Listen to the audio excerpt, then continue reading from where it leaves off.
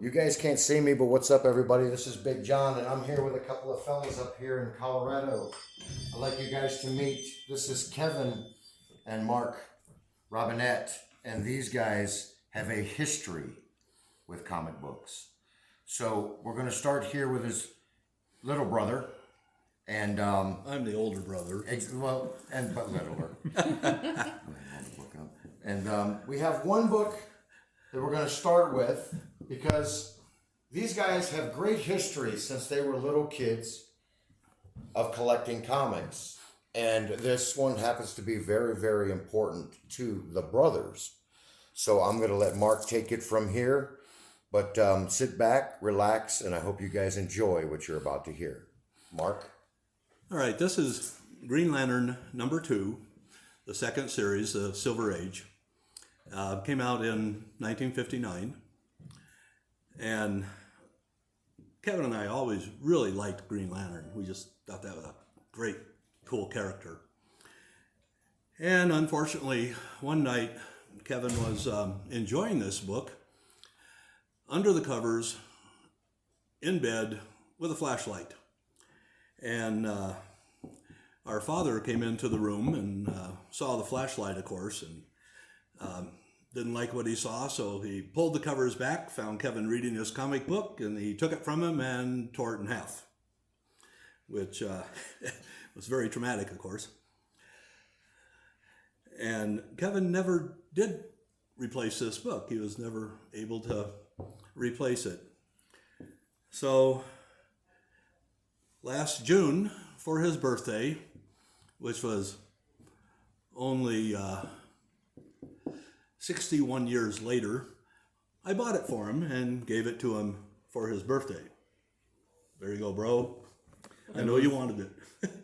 I was pretty excited. I even had my bicycle painted green and black when I was a kid. We used to wear green and black clothes all the time. Yeah, we really did like our Green Lantern. It was also one of our favorite artists, Gil Kane. Would you hand me that top book, please?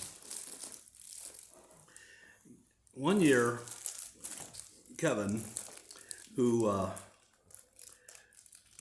hosted a series of comic art conventions called Colorado Comic Art Conventions, because he was an art student at the Rocky Mountain School of Art. And in 1983, he had Gil Kane, Joe Kubert, John Severin come out as guests. And I was always a big fan of Adam Strange.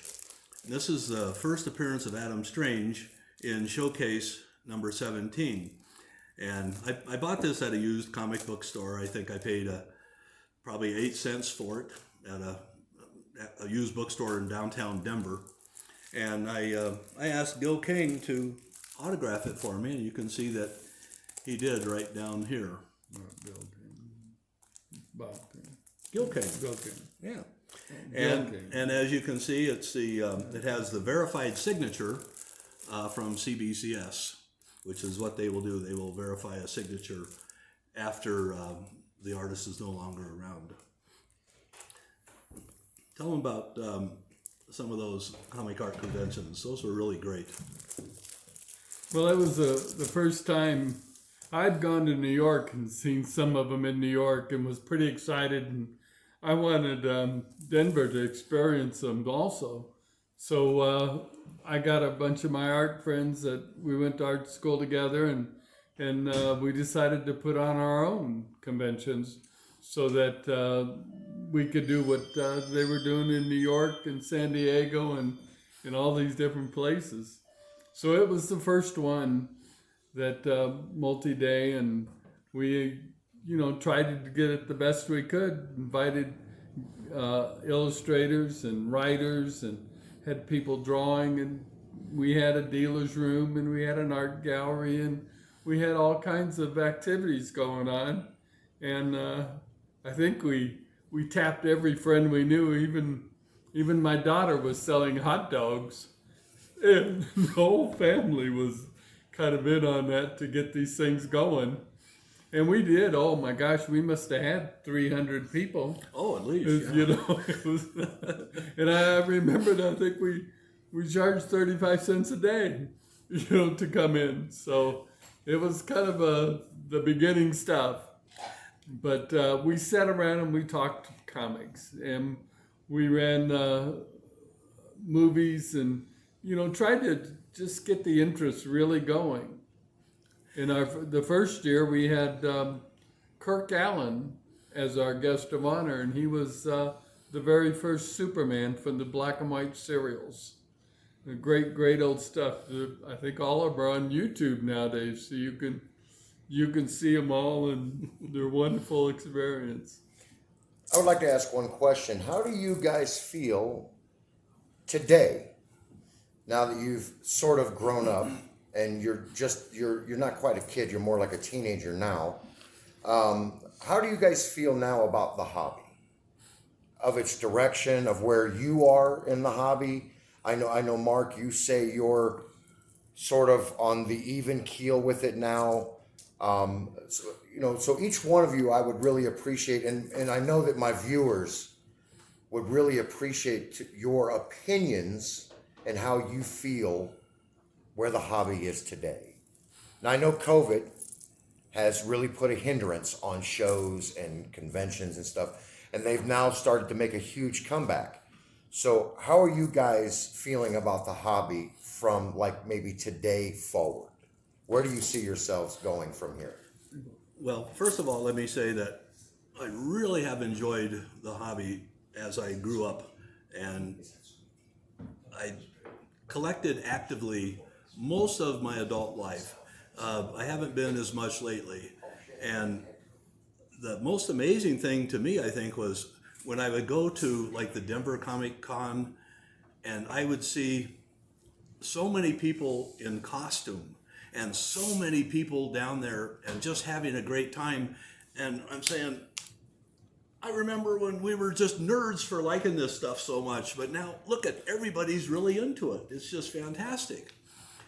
And I'm very anxious to see the cons come back to full life again, so that everybody can have so much fun again.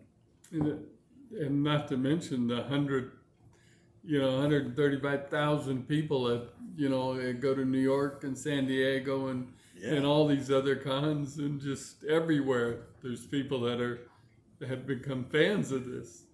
One of the things that I've watched and had a lucky experience is I got to teach the history of comic books for 10 years at a school in San Francisco. And I used to get students in my class all the time, and I ask them, who's never read a comic? And it's amazing how many have never read a comic, but yet the movies got them into it. And I want to ask you about that. I was going to wait on that, but since you brought that up, I want to ask you, I want you to tell my viewers exactly what kind of class that was, because I think my viewers themselves will be surprised that it wasn't just like a baloney class where you talked about comic books. I want you to tell my viewers exactly what kind of class that was. It was kind of an exciting thing. One of the kids that I went to art school with had gone on to teach at the Academy Art University of San Francisco, one of my friends, and he was out there, and they had hired this lawyer to teach that class. And when they went in and checked on him, he was holding up a book and said, "This book's worth so much. It's from the Bronze Era," and he wasn't doing what they wanted. They wanted the history. They wanted the characters. I mean, most of these kids are artists and illustrators and 3D animators and cartographers, all this stuff that ties together. Game show developers. And they want to, even costume designers were in my class, but they want to know who these characters are. Well, my class started 100 years ago with the beginning characters, and we went through all the characters, as many as we could. So the history. For the 100 years of history about comics. And we talked about the creations, the characters themselves. We talked about the artists and the writers and where they went wrong and the things that happened and how it affects society and how society affects comics. And where everything overlaps, and I even made them read comics. I brought in stacks of comics that went with each lecture, and made them read. And of course, nowadays that's tough. Some of the younger kids aren't used to reading it like that. Especially some of the like old EC comics that had so many words on them. They're going, there's so much to read. You know, it's not all pictures. It just blew them away. Kind of freaked them out. Yeah, yeah. You know? Kevin is actually known as Professor Comic. Yeah. And just an interesting little aside, every week he would teach his class, and like the first week, it would be on the Yellow Kid and the very early Platinum type age. And they told Kevin, well, you're going to have to wear a tie because you're teaching a class. And so Kevin says, well, I can do that. And so every week his tie would match the class that he was teaching. His first tie was the Yellow Kid on his tie. And of course, it's not like you can go down and buy one of those. So I stayed up the night before and hand painted it onto a tie. And it was really a little side story on that. It was kind of amazing. The first day of school, I walked in to get my passes to get in the buildings and so forth.